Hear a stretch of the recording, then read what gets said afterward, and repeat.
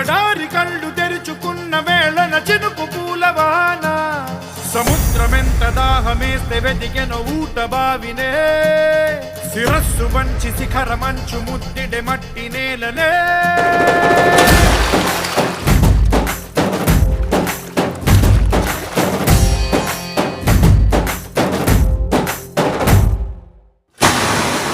పదర పదర పదరా నీ అడుగుకి పదును పెట్టి పదరా నీ అడవిని చదును చెయ్యి.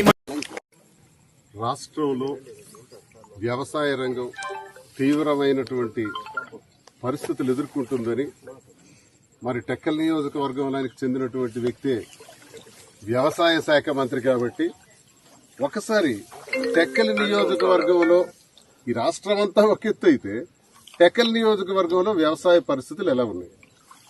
ఇటీవల కాలంలో 4-5 రోజులుగా చాలా గ్రామాల్లో చాలా పొలాల్లోకి వెళ్లి చాలా మంది రైతులను కలుసుకోవడం జరిగింది. ఈ రోజు కూడా మరి ఈ ప్రాంతం నందిగామ మండలంలో ఈ సొట్టునూరు అనే గ్రామానికి ఈ రోజు రావటం జరిగింది. ఈ గ్రామంలో కూడా ఒకసారి రైతులందరూ వచ్చారు. ఆ రైతులు వాళ్ళ కుటుంబాలకు చెందిన వాళ్ళందరూ వచ్చారు. వాళ్ళతో ప్రశాంతంగా ఒకసారి మాట్లాడదామని నేను ఈ రోజు రావటం జరిగింది. అన్నా, మీకు ఈ సీజన్ లో విత్తనాలు ఇచ్చారా? విత్తనాలు విత్తనాలు అయితే ప్రభుత్వం మీకు ఇవ్వలేదు. మీరే కొనుక్కున్నారు. బస్తా ఎంత కొన్నారు? బస్తా రకరకాల రేట్లు ఉన్నాయి. సంపత్సరం అనేది 1300, 20 కేజీలు 1300 ఇచ్చి 20 కేజీలు 1300 ఇచ్చి కొనుక్కునే వాళ్ళ పరిస్థితి వచ్చింది. సరే, పోనీ విత్తనాలు ఎలాగో ఏదో బాధపడ్డారు, నాట్లు వేసుకున్నారు, అంత అయింది. ఇప్పుడు ఎరువులు వేసే సమయం ఇదే అనుకుంటా. నేను చూస్తే పొలాల్లో చాలా దగ్గరలా పచ్చగా ఉండాల్సింది రంగు మారిపోతుంది చేనంతా కూడా.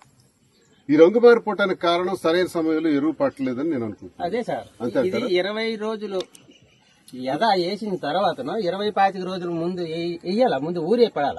ఇవి కారి పొలాలు మొత్తం అవి దగ్గులు పోయినాయి.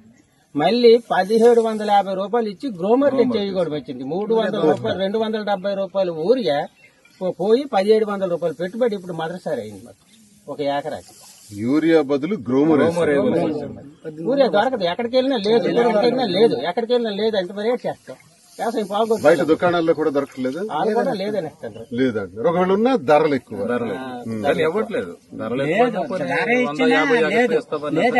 మరి రాను రాను పురుగు మందులు కూడా అవసరం ఉంది. ఆ పురుగు మందుల సంగతి ఏంటి? ఇంకా అవి ఏమో అగమ్య గోచరం మీకు ఇస్తారో తెలియదు. పురుగు మందులు మనకి అప్పుడు ఏంటంటే సచివాలయంలో కావాల్సిన పురుగు మందులు ఉంది.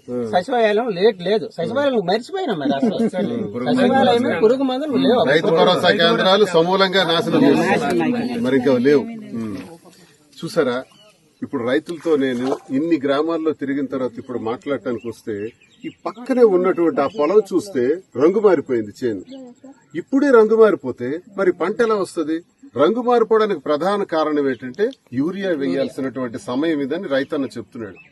యూరియా వేయాల్సిన సమయంలో యూరియా లేదు, విత్తనాలు ఇవ్వాల్సిన సమయంలో విత్తనాలు లేవు, పురుగు మందులు ఇస్తారో లేదో కూడా తెలియదు. అసలు దీని అంతటికీ ఒక్కసారి అంచనా వేసుకుంటే ఈ శ్రీకాకుళం జిల్లాలోనే సుమారు 4 లక్షల ఎకరాల్లో వరి పంట పండిస్తాం. ఒక 40 నుంచి 50 వేల ఎకరాల్లో మొక్కజొన్న పంటలు పండిస్తాం. ఇంకా ఇతర పంటలు కొబ్బరి గాని, మామిడి గాని, జీడి మామిడి గాని, ఇతర పంటలన్నీ కలిపి 30-40 వేల ఎకరాల్లో పండిస్తాం. మొత్తంగా ఈ పంటలన్నీ పండించటానికి మనకు కావలసినటువంటి ఎరువుల్ని చూసుకుంటే సుమారు 50,000 టన్నుల యూరియా అవసరం. కనీసం 20 నుంచి 30,000 డిఏపి మనకు అవసరం. అలాగే పొటాష్ కూడా ఒక 5,000 నుంచి 10,000 టన్నుల వరకు మనకు అవసరం. మరి ఒక్కసారి పరిశీలించుకుంటే ప్రభుత్వం ఆ ప్రయత్నం ఏమైనా చేస్తుందా? అసలు ప్రభుత్వం ఏం చేయాలి? ఈ పంట కాలం రాకముందే, నాట్ల కాలం ఇంకా రాకముందే, అంటే మార్చి ఏప్రిల్ నెలల్లోనే రివ్యూ చేయాలి. ఎన్నాళ్ళు అగ్రికల్చర్ కమిటీస్ ఉండేవి, అగ్రికల్చర్ అడ్వైజరీ కమిటీస్ ఉండేవి జగన్మోహన్ రెడ్డి గారి ప్రభుత్వ కాలంలో. ఆ అడ్వైజరీ కమిటీస్ పంచాయతీ స్థాయిలోనూ, మండల స్థాయిలోనూ, నియోజకవర్గ స్థాయిలోనూ, జిల్లా స్థాయిలోనూ ఉండేవి. వాళ్ల సలహాలు సూచనలు తీసుకుని కలెక్టర్ గారితో రివ్యూ కండక్ట్ చేయాలి మంత్రి. రివ్యూ రాష్ట్రం మొత్తం కూడా కండక్ట్ చేసి రాష్ట్రం మొత్తం కూడా ఎన్ని వేల ఎకరాలు రైతులు పంటలు సాగు చేస్తారు, ఎన్ని లక్షల టన్నులు యూరియా అవసరం, పొటాష్ అవసరం అనేది అంచనా వేయాలి. అంచనా వేస్తే కేంద్ర ప్రభుత్వమే ప్రతి ఏడాది మనకి సబ్సిడీ కింద ఈ ఎరువుల్ని పంపిణీ చేస్తుంది. కేంద్రానికి ఆ సబ్సిడీ కట్టి ఆ ఎరువులన్నీ కూడా మనం తెప్పించుకొని రైతులకు సరఫరా చేయాలి. నాకు తెలిసి ఈ ఏడాది కాలంలో గత సంవత్సరం ఈ కొత్త ప్రభుత్వం వచ్చిన తర్వాత మరి వ్యవసాయ శాఖ మంత్రిగా వెలగబడుతున్నటువంటి అచ్చెన్నాయుడు ఈ నియోజకవర్గం, ఇది అచ్చెన్నాయుడు ప్రాతినిధ్యం వహిస్తున్నటువంటి నియోజకవర్గం నుంచి నేను మాట్లాడుతున్నా. మరి నియోజకవర్గమే ఫస్ట్ చూసుకుందాం. రాష్ట్రం అంతా తగలబెట్టాడు. రాష్ట్రం అంతా ఇంకా రాష్ట్రం అంతా ఏ విధంగా అధోగతి పాలైందో రైతుల పరిస్థితి అన్నది ఇప్పుడు అర్థం అయిపోతుంది మనకి. ఇంతవరకు నువ్వు విత్తనాలు సరిగ్గా ఇవ్వట్లేదంట రైతన్న చెప్తున్నారు. ఇప్పటి వరకు నువ్వు ఎరువులు ఇస్తావా లేదా తెలియదు. అసలు ఎరువులు ఎన్ని కావాలి? నేను చెప్తున్నట్టు 50,000 టన్నులు యూరియా కనీసం కావాలి, ఉందా? నేను ఉదయం అధికారులతో కూడా మాట్లాడాను. లేదండి ఇండియన్ పెట్టామండి, ఇంకా లారీలు వస్తాయండి, ఇంకా చూస్తామండి, చేస్తామండి అని వాళ్ళు చెప్తున్నారు. అంటే అధికారులకు కూడా సరైనటువంటి అవగాహన లేదు.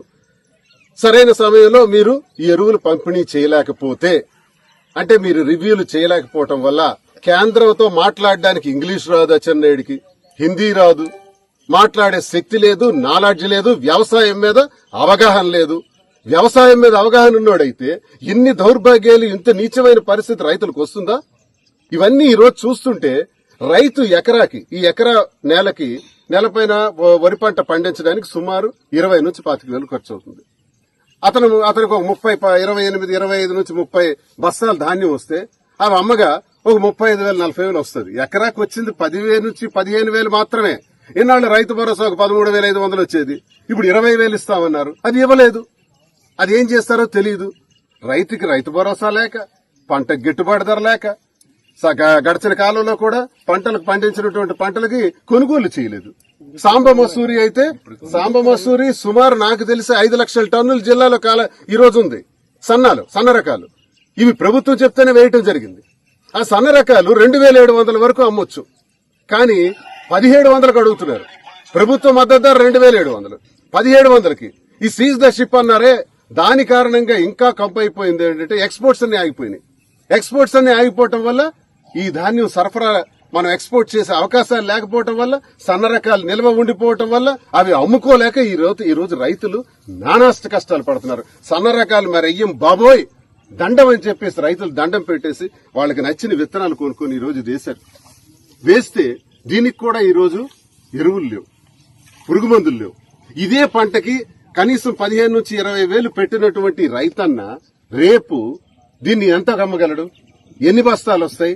మరి ఇదే పరిస్థితుల్లో ఎరువులు లేకపోతే, యూరియా ఇవ్వకపోతే, డిఏపి ఇవ్వకపోతే, పొటాష్ ఇవ్వకపోతే, ఈ రైతన్న పండించిన పంట గిట్టుబాటు ధర రాకపోతే, కనీసం పెట్టుబడులు కూడా రాకపోతే ఆత్మహత్య శరణ్యంలా కనపడుతుంది ఈ రాష్ట్రంలో.